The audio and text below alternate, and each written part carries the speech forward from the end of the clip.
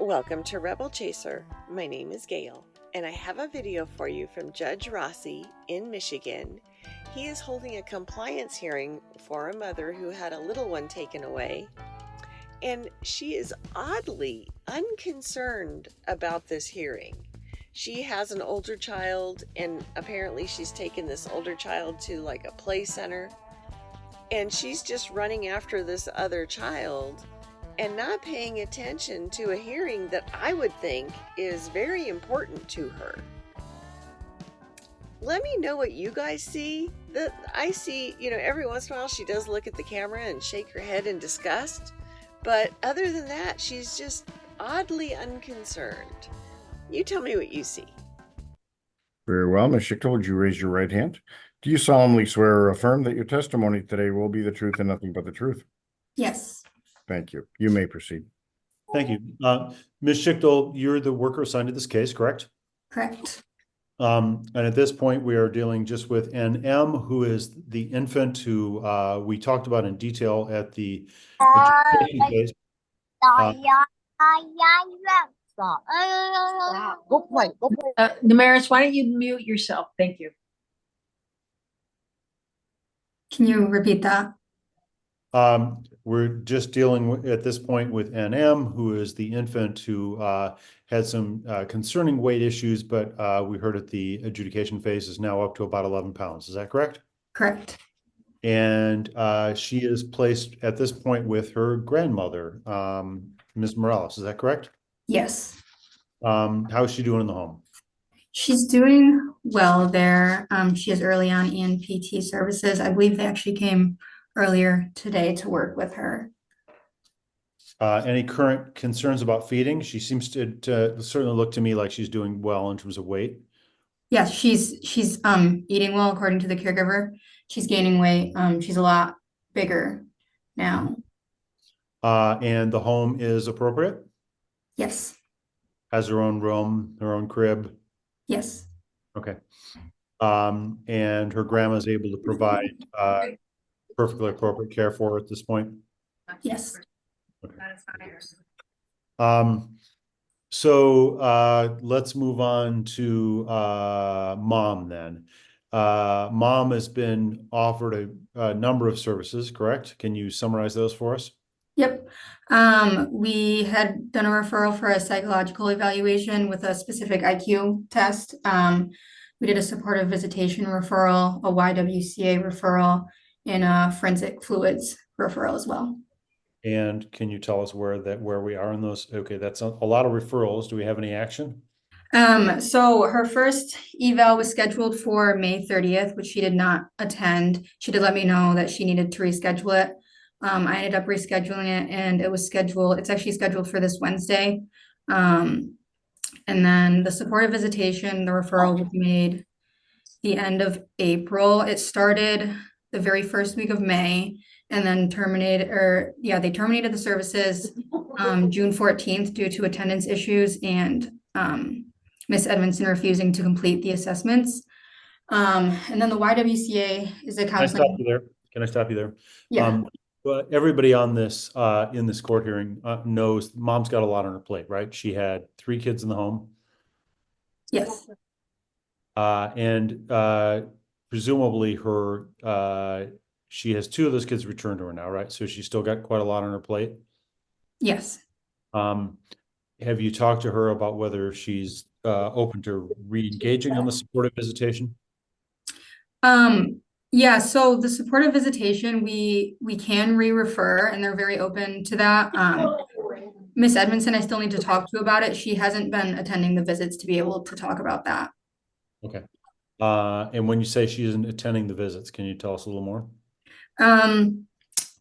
So her visits originally were scheduled, I believe, Wednesdays and Fridays.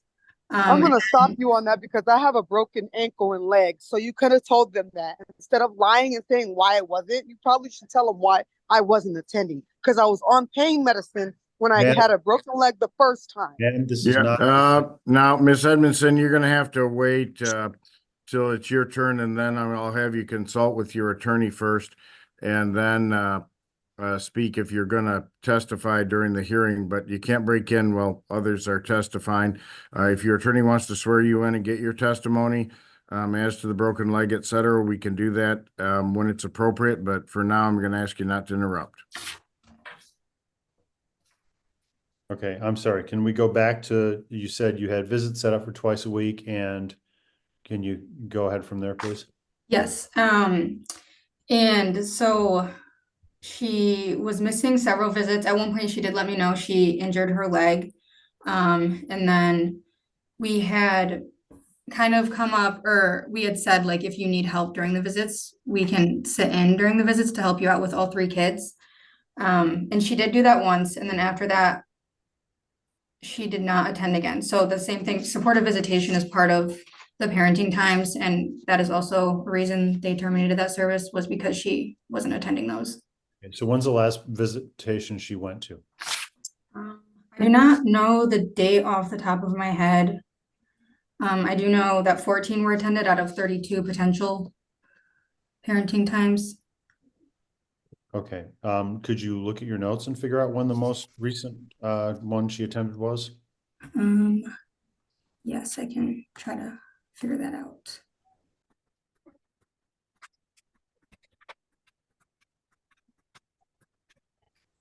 It was May 31st was her last attended parenting time.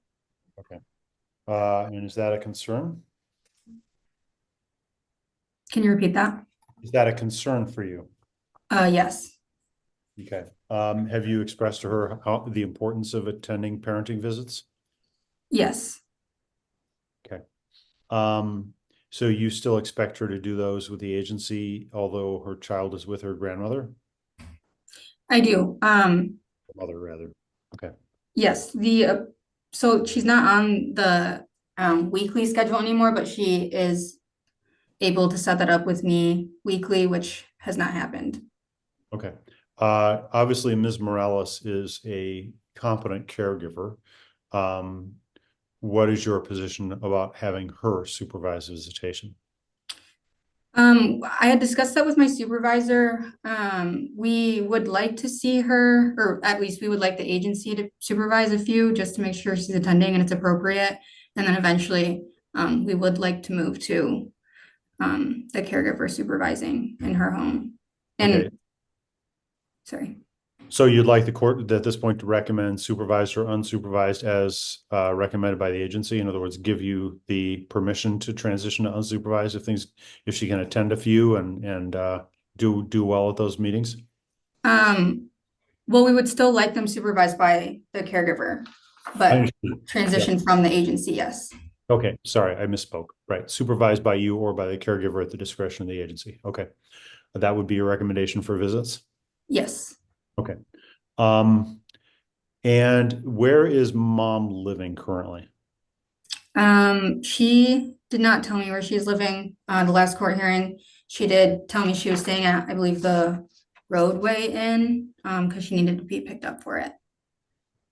Okay. And how is she paying for that? Do you know? I do not know. I know she receives SSI though. Okay.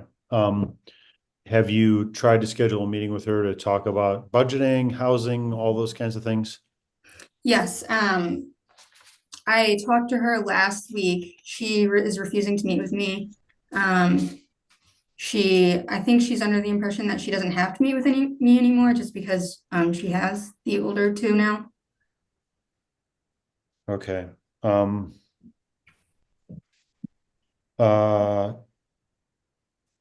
And she's not employed, correct? Correct. Have you verified the SSI income stream or not? She did show me the income from it. Yes. Okay. And how much is she getting?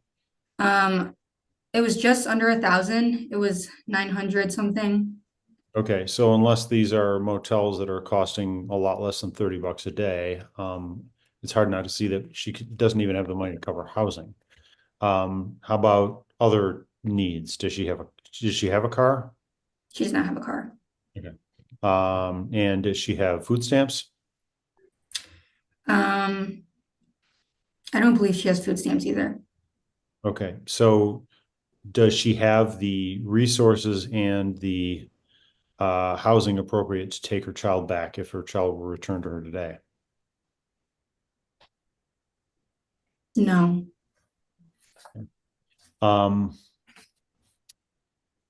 I guess I'm sorry. I think I always have to ask this question now. This is a new question. And it's a little silly for an infant, but is grandma engaging her in, what is it, family appropriate activities or something? I'm sorry if I'm getting the language wrong. Yes. Okay. Okay, so we talked about housing, we talked about employment, we talked about resources. The psych you've got scheduled. Is she in any kind of therapy and engaging in any kind of therapy right now? Any parenting classes per se? Well, no. Okay. Now she's obviously got 2 children with her right now, correct? So there's presumably some pretty good evidence that she's got the ability to take care of young children, correct? Yes. And the presenting issue here, as far as feedings, is it fair to say that maybe it's resolved at this point? Can you rephrase the question? Well, the reason that this case exists primarily is because NM was losing weight or not gaining weight, or however you want to put it, right?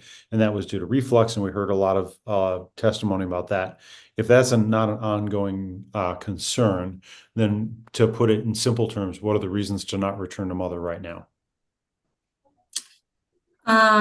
Well, her needs right now would be emotional stability, housing,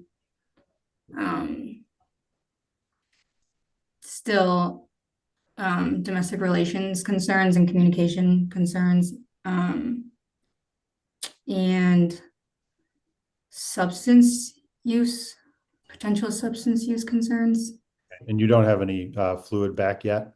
She did complete 4 screens through the agency. The first one was positive for, and the second and third were positive for, and then the fourth was negative. Okay, so no current evidence of drug use. Is that a fair statement? But you've referred her for another screen? Yeah, so the screen she was doing was when she was at the agency with us. She was referred for randomized screens, which she hasn't participated in. So when's the most recent screen you have?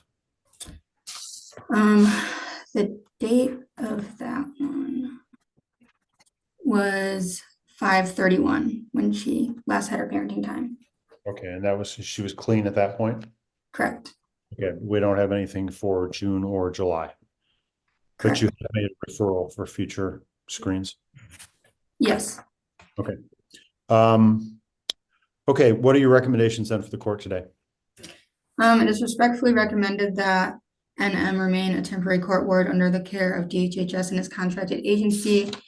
The parenting times of Miss Edmondson be supervised. Miss Edmondson comply and benefit from her PATP. The relative caregiver for NM comply with her PATP. NM remain placed with a relative caregiver or a licensed foster home, and a hearing be held within 90 days. Okay. Now, one final question now that we've got your recommendations out of the way. There has been some discussion, and Ms. Morales made some attempts to establish a guardianship through this court. Are you aware of that? Yes. If that were something that mom agreed to, in other words, if we had a guardianship that mom consented to, would you be open to that being a way to close this case? That would be something I would discuss with my supervisor. Okay. And yeah, along with you as well. Okay. No further questions. Thank you, Your Honor. Very good. Ms. Colletti? Thank you. So, Ms. Schichtel, the barriers that cause a child to be removed early have been rectified. She's got the same housing she had before the children were removed, and 2 children have been returned home, correct? Yes, I mean, I guess I can't speak to her housing because I have not seen her housing, nor has she told me besides the roadway inn where she has been staying. Okay. But if she previously stayed at a hotel, roadway or another one, and made that work, and she has the 2 children with her now, there's not been any new referrals, then it would be correct to presume that she could have an M there as well, correct? Correct. And the child is eating and gaining weight. The difficulties that arose at the beginning of this case, it wasn't that she was losing weight, just she wasn't gaining as fast as they had wanted her to, correct? Yes, at one point she had plateaued and gaining weight. Okay. And mother hasn't refused a psych eval, just hasn't been scheduled yet, correct? It was scheduled and then she did not attend, and then it was rescheduled, and it's for this Wednesday. And what's the point of a psych eval? I mean, you know that she's got some cognitive delays, you know she's getting SSI. Yep, so the eval is just to help us make appropriate referrals that are needed. Okay. With regard to the supportive visitation, she wasn't able to make visitations because of her broken leg and her difficulties with transportation, correct? Miss Edmondson never brought up transportation as an issue. I had offered occasionally to pick her up. And she did say she injured her leg, but she also had come to parenting times with the injured leg. And she had joined a team meeting riding the bus, but had not attended her parenting time. Okay. What's the risk of harm to NM if she returned to mother today?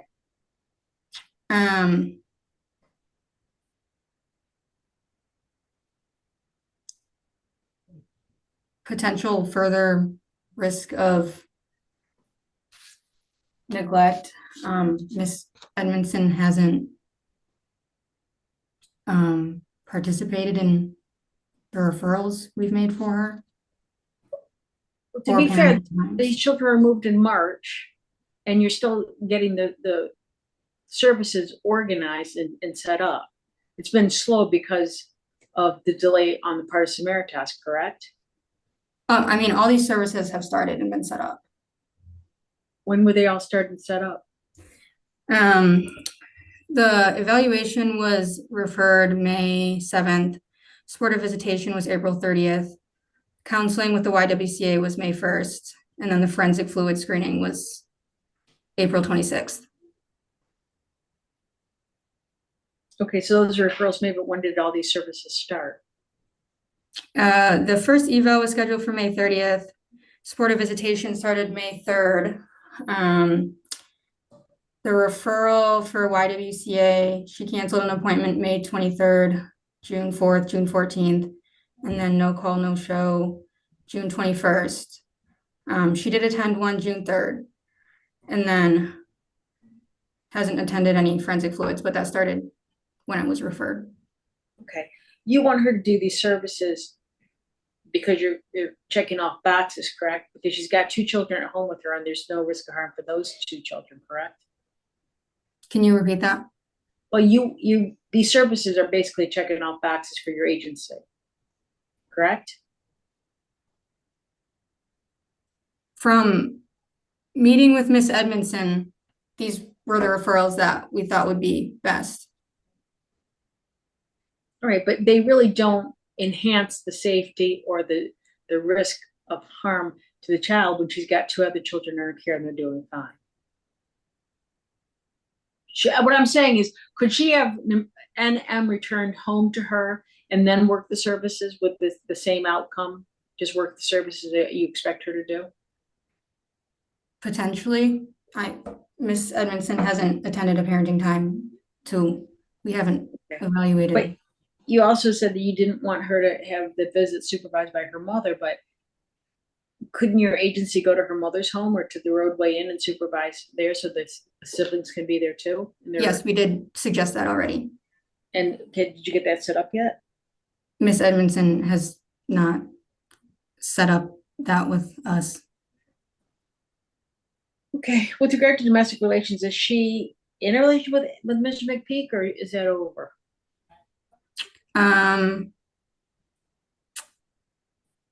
Mr. McPeak blocked me, so I have not been able to talk to him.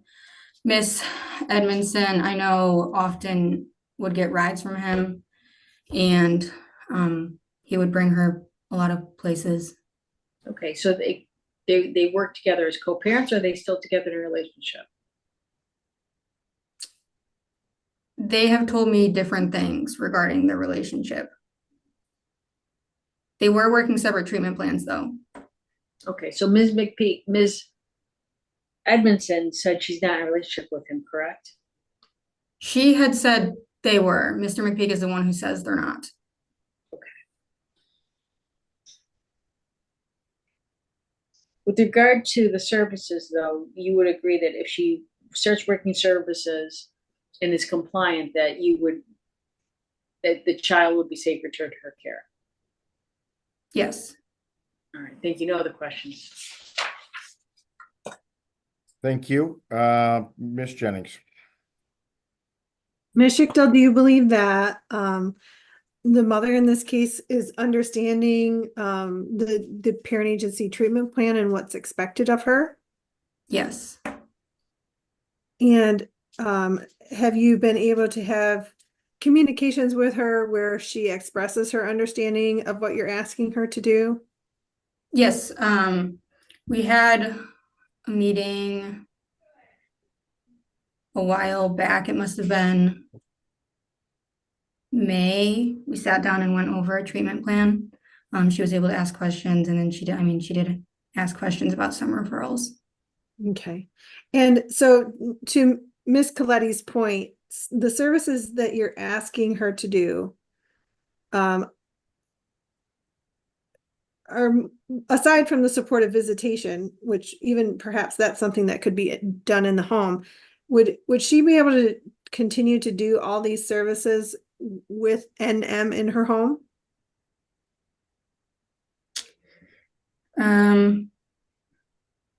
Yes. Okay. All right. Thank you. I have no other questions. Thank you. Any follow-ups, Mr. LeGrand? No, Your Honor, thank you. And Ms. Coletti? No, Your Honor, thank you. And I did have a brief question, Ms. Schichtel, and that is her explanation for her leg was that it was injured playing basketball, I think? Yes. Have you seen any documentation indicating how the injury occurred? No, I had asked for documentation several times, which she hasn't provided me a full documentation. She did provide me the top quarter of a page with the prescription for a pain med. Okay.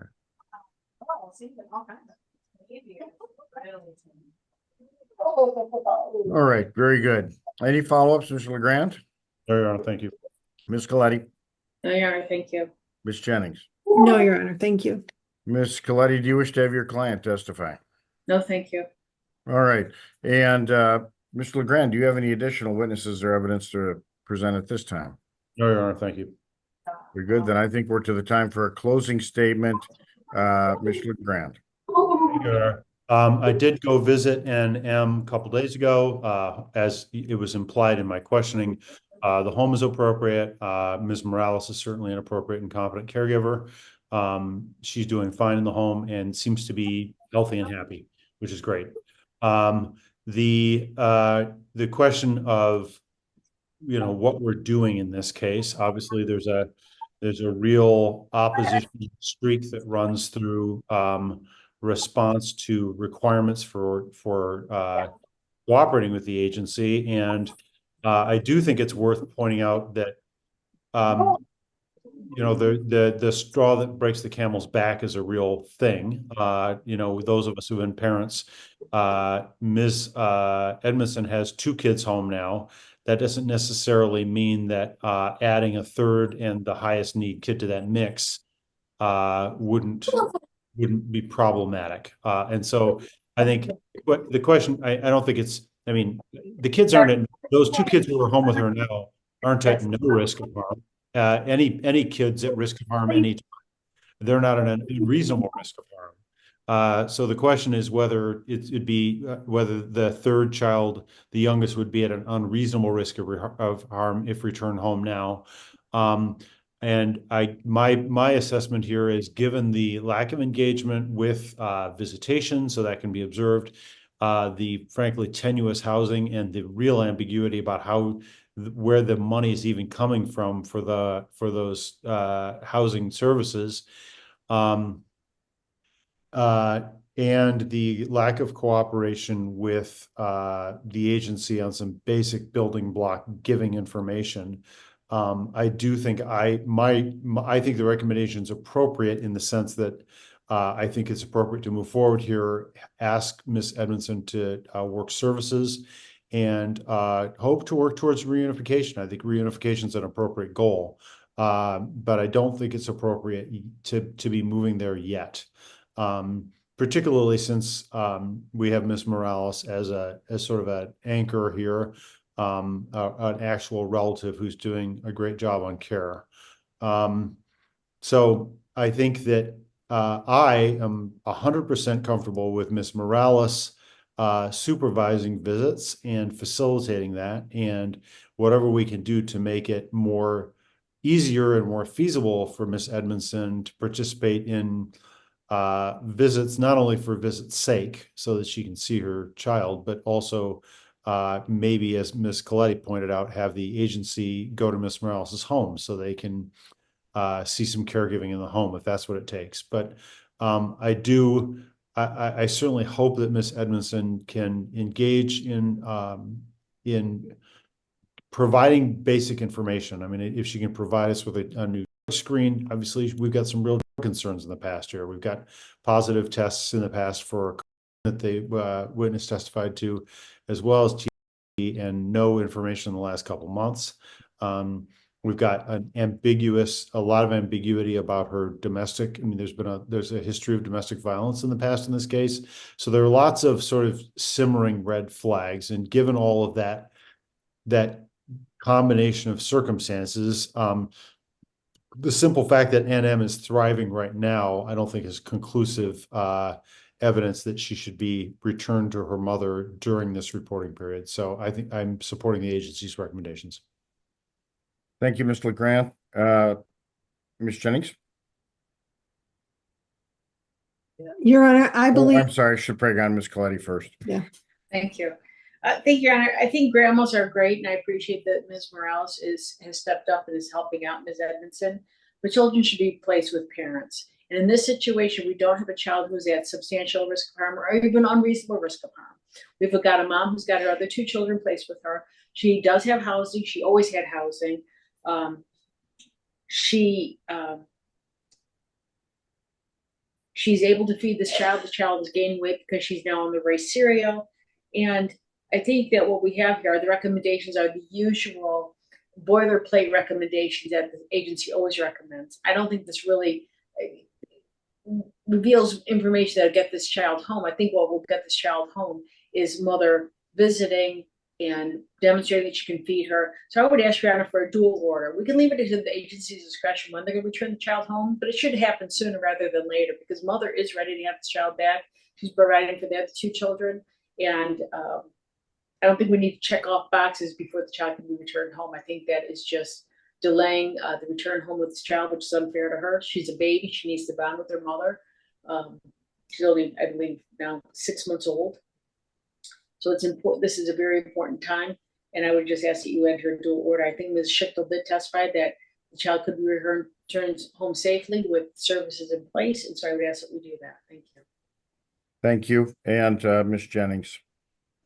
Your Honor, I believe the mother in this case understands completely what's been going on in this case and has some very strong opinions on how this case has been handled, and her capacity as a parent to be, a good parent. She's parenting her two older children. I think that Ms. Coletti is representing my client's best interests also in terms of what she's advocating for. And I would ask the court to follow those recommendations or comments as laid out by Ms. Coletti. Thank you. Very good. Thank you. Well, I have heard the testimony and reviewed the evidence entered into court today. And I will tell you, Ms. Edmondson, I expect to see more from you than I saw this last period. And the reason I need to do that is when I sit in this chair, inevitably, and I think through cases like this, my mind goes to the worst case scenario. So, for example, your broken leg. Well, you say I broke it playing basketball. Well, in my mind, Mr. McPeak pushed you down and you broke it. Until I see a document that says, no, she came into the hospital, it looks like a basketball injury, and consistent with her story. And that can back up your side of the story, and then I forget about Your it. Honor, Your I Honor, don't want I to just hear it wanted now. I'll hear it from you later. Second part of that is same with testing. Well, I saw one positive for, and then I see a bunch of misses. Well, I say she's not dropping because she's positive for again. She doesn't want to drop positive. Well, you know, and if you don't prove that to me, I can't tell what's going on, you know, with substance and with domestic violence. You just simply have to supply the documents that prove that those things are non-issues. And, you know, I would have to disagree, you know, with your attorney, Ms. Coletti, and the GAL, who say, well, she's watching over the older kids. She can watch over the littler one. Well, the issue here was the little one has unique characteristics that make her have a harder time gaining weight. Now, I've heard that she's perhaps past that a little bit in her life, but nonetheless, I want her to have you know, the food, attention, and time that she needs to stay safe. And I don't think that can happen if there is domestic violence going on. You know, anytime that Mr. McPeak shows up, that there's a risk of that. And I also don't think that can happen in the case of substance abuse going on. I need proof in the form of those tests and those medical records to see that you can't do that. And the same goes with meeting and making a budget and things like that. This isn't the time to be stubborn and say, no, I'm not going to do that stuff. This is the time to do it, because then you can show to me, hey, I got this. Judge, it might not be easy. It might not look like your budget, but nonetheless, it shows you, hey, I've got the finances here, regardless of whether Mr. McPeak contributes or not, to raise this child. I'm not particularly concerned about the housing because I view that you do have, at least it appears to me, housing with your mom that you can return to if needed. And, you know, if there are stays in betwixt and between in hotel rooms, well, it's not ideal, but, and I'd love for you to have your own place, but that just simply hasn't materialized yet. So, you know, and when I have a case that has more question marks than check marks, because I check off the ones that are certain that I don't have to worry about, well, then that keeps the case open. And that's exactly why we're here.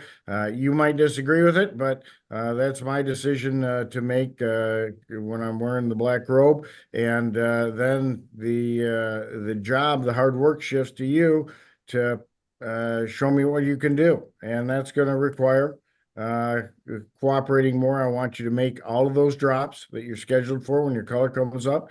Make that. I also want you to make those parenting times, you know, that have been inconsistent. I get it. Your leg's been broken. I want to see the documentation for that so we can paper the file. I'll give you a break on the past parenting times once we get all the documentation in that say you broke your leg and it was during basketball. And you know what? It says it's playing basketball, then I don't have to worry about sending you to domestic violence class. If, however, it says something different, well, then I got to reconsider it. But nonetheless, I need to see the documents.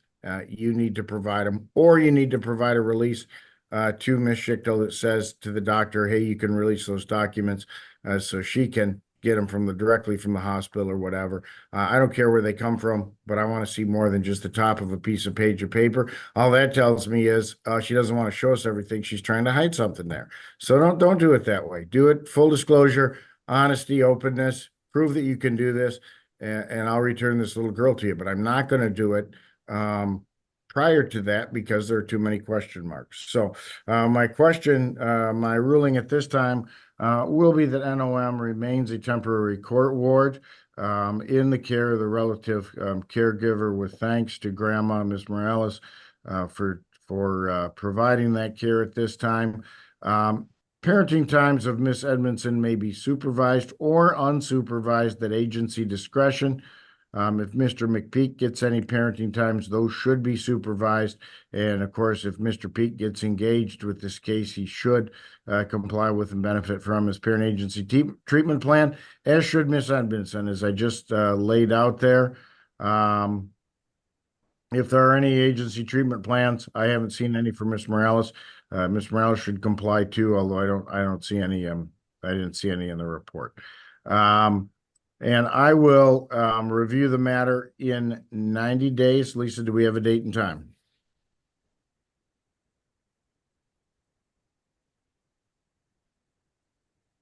Yes, however, I did not clear it with the attorneys first. Monday, October 7 at 1:30 via Zoom. Monday, October 7th, 1:30 p.m. Works for me. Works for me. You said 9 o'clock? 1:30. Yep, works for me. Okay. Great. Zoom. Thank you all. I'll see you then. Great. Thank Thank you, you. Rob. And I've Thank either got a you. question from my jury that's out or a verdict, so I got to go check on that. We've got a verdict, Judge. All right. Verdict. Okay. All right. That's Good to good. go home. 4-5. Perfect. I think that Judge Rossi's ruling in this hearing is partly because this mother is not paying attention at all. She just doesn't seem to care. She says she wants the little one back, but she doesn't seem to care about this hearing or about the services she's supposed to be working. Anyway, that's just my opinion. Let me know what you guys think about this, and thank you so much for watching. I'll see you next time.